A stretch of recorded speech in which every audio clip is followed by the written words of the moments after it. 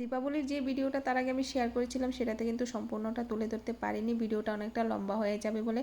তাই আজকে দ্বিতীয় ভাগ নিয়ে চলে এলাম। দীপাবলির দিন কি কি করেছিলাম সকাল থেকে সারা সন্ধ্যাবেলা পর্যন্ত সেগুলো কিন্তু আগের ভিডিওতে শেয়ার করা হয়ে গেছে। তাই এখন সন্ধ্যাবেলায় কি কি করছিলাম সেটা কিন্তু এখন শেয়ার করতে যাচ্ছি। নমস্কার বন্ধুরা, সবাই কেমন আছো? আশা করি প্রত্যেকেই ভালো আছো। আমার ভিডিওটা দেখার জন্য সবাইকে অসংখ্য ধন্যবাদ জানাই। প্রথমেই যারা যারা আমার ভিডিওগুলো দেখো সবাইকে অসংখ্য ধন্যবাদ জানাই। তো দীপাবলির দিন কি কি করলাম দেখো। প্রদীপ তো জ্বালাতে হবে, আশা করি এই নিয়মটা প্রত্যেকেরই আছে প্রদীপ জ্বালানোর। তো দেখো আমি কিন্তু প্রদীপগুলো সব কিছু সাজিয়ে রেখে দিলাম যাতে যখন জ্বালাবো সবগুলো হাতের সামনে পেয়ে যায়। সব কিছু তৈরি করে রেখে দিয়েছি দেখো।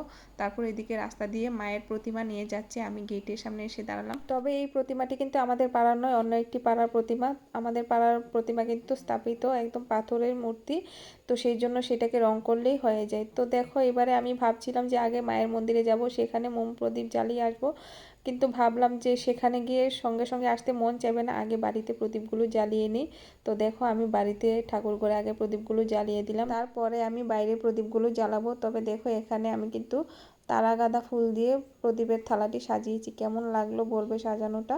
আর এখানে জলপ্রদীপ তোমরা দেখতে পাচ্ছ, এটা আবার তো জ্বললো না। আগের দিন তো টেস্ট করেছিলাম সবগুলোই জ্বলছিল, এখন আবার জ্বলছে না কেন? আসলে এই জলপ্রদীপগুলো কিন্তু আগের বছরে ছিল, আগের বছর খুব ভালো জ্বলেছে এবং সারা রাত জ্বলেছে। এবছরও জ্বলেছে, কিন্তু দুটো প্রদীপ খারাপ হয়ে গিয়েছিল, যেগুলো একদমই জ্বলেনি, তো সেগুলোকে সাইড করে রেখে দিয়েছি। আর বাকি এখানে সবগুলোই কিন্তু জ্বলছিল। এখান থেকে আবার দেখলাম যে একটা নষ্ট হয়ে গেছে। প্রদীপগুলো যখন নতুন এনেছিল মানে আগের বছর দেখো এতটা আলো দিচ্ছিল, এই যে প্রদীপটা জ্বালালাম এটার আলোটা কতটা বেশি দেখো। আর বাকি প্রদীপগুলোর আলো কিন্তু অনেকটা কম, তোমরা দেখে বুঝতে পারছো হয়তো। এবারে চলো বাড়িতে প্রদীপগুলো জ্বালিয়ে নিই, তারপরে মায়ের মন্দিরেও তো যেতে হবে, সেখানে গিয়েও মায়ের সামনে প্রদীপ জ্বালাবো। তো বাড়িতে আগে সেরে নিচ্ছিলাম, এইদিকে আমার ছেলেও সাথে রয়েছে আর আমার কর্তামশাইও আছে। আমার ছেলে কিন্তু জল প্রদীপগুলো দিয়ে খেলা করছিল, কারণ এখানে কোনো দুশ্চিন্তার কারণ নেই, সে খেলাও করতে পারবে, প্রদীপ জ্বালাবে। আর লাফালাফি তো ভীষণ করছিল, ওর একটা স্বভাব, খুব লাফালাফি করে। এই লাফালাফির চক্করে যে কত ব্যথা পায় সে বলে আর লাভ নেই। তো দেখো আমাদের প্রদীপ জ্বালানো হয়ে গেল, আমি কিন্তু এখনো তৈরি হতে পারিনি। তো এবারে চুটকি বাজিয়ে আমি তৈরি হয়ে গেলাম দেখো। এবারে তৈরি হয়ে গেছি, আমি এবার মায়ের মন্দিরে যাব প্রদীপ জ্বালাতে। তার আগে একটা ফানুস জ্বালিয়ে নিলাম, দেখো আকাশে উড়ে যাচ্ছে ফানুসটি।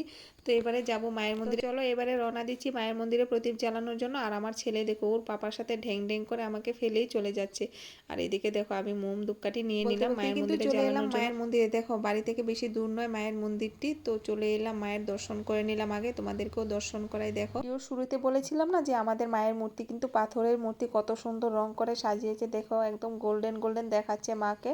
তো এইদিকে কিন্তু মোম প্রদীপ জ্বালানো হচ্ছে, তো আমি সেখানে পৌঁছে গেলাম। দেখো কত আয়োজন শুরু করে দিয়েছে, সবাই মিলে আয়োজন করছে, খিচুড়ি রান্না হচ্ছে, এদিকে প্রসাদ বিতরণ হবে কিছুক্ষণের মধ্যেই। আর আমি তো এখানে প্রদীপ জ্বালাবো, আমাকে ভিডিও করার সময় তো কেউ থাকবে না, তো এবারে কিন্তু আমি মোমবাতি জ্বালিয়ে দিচ্ছি। এখানে মোম ধূপকাঠি দেখে বোঝাই যাচ্ছে যে সবাই মোমবাতি জ্বালিয়ে নিয়েছে, আমি হয়তো লেট করে এসেছি, আরো অনেকে বাকি ছিল, যদিও দেখো কত মোম ধূপকাঠি মানে ভিতরে কিন্তু বালি দিয়ে এখানে মোম ধূপকাঠি জ্বালানোর ব্যবস্থা করে দিয়েছে। আমার ছেলে দেখো কি করছে, ওর সমবয়সী একটা ছেলে, মানে আমার পাড়ার ছেলেই কিন্তু সে, আমাদের খুব পরিচিত, ঢোল বাজাচ্ছে। তো ওরা দুজনে মিলে খেলা করছে। এখানে দেখো সবাই এসেছে, এবারে আমি যখন এসেছিলাম তখন কিন্তু ফাঁকা ছিল, এখন সবাই চলে এসেছে, পুজো শুরু হয়েছে। তো দেখো সবাই মিলে মায়ের মন্দিরে ভালো গাইতে পারতাম তাহলে তোমাদের ওই গানটা ভালো শোনাতাম, শ্যামা মা কি আমার কালো রে, সেই গানটা অবশ্যই শোনাতাম, কিন্তু আমি তো গাইতে পারি না, শুধু বলতে পারি, এইটুকুই বলতে পারি ভিডিওতে। জানি না তোমাদের কেমন লাগে, যদি ভালো লাগে অবশ্যই কমেন্ট করে জানিও, খারাপ লাগলেও জানিও। পুজো কিন্তু শুরু হয়ে গেল, যার কারণে এত ভালো লাগছিল। সবাই দেখো এখানে দাঁড়িয়ে বসে আছে, মানে যে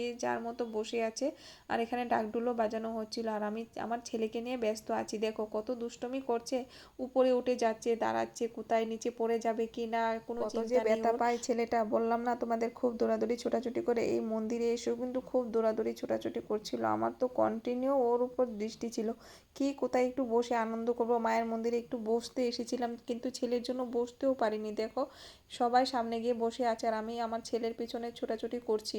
তো বেশি সময় কিন্তু থাকতে পারিনি এখানে, কারণ ওইদিকে প্রসাদ দেওয়া হচ্ছিল দেখে ভাবলাম বাড়িতেই চলে যাই প্রসাদ নিয়ে। এখানে আরেকজন ঢাকি দেখো কি দুষ্টুমি করে।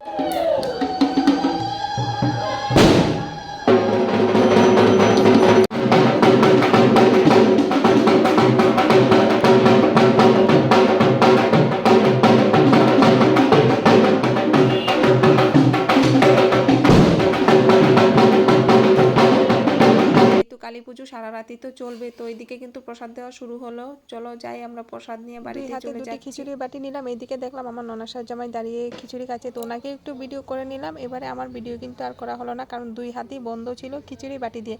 এবারে ঢ্যাং ঢ্যাং করতে করতে বাড়িতে চলে যাচ্ছি। ভিডিওটি তোমাদের কেমন লাগলো অবশ্যই কমেন্ট করে জানিও। দেখা হবে পরের ব্লগে।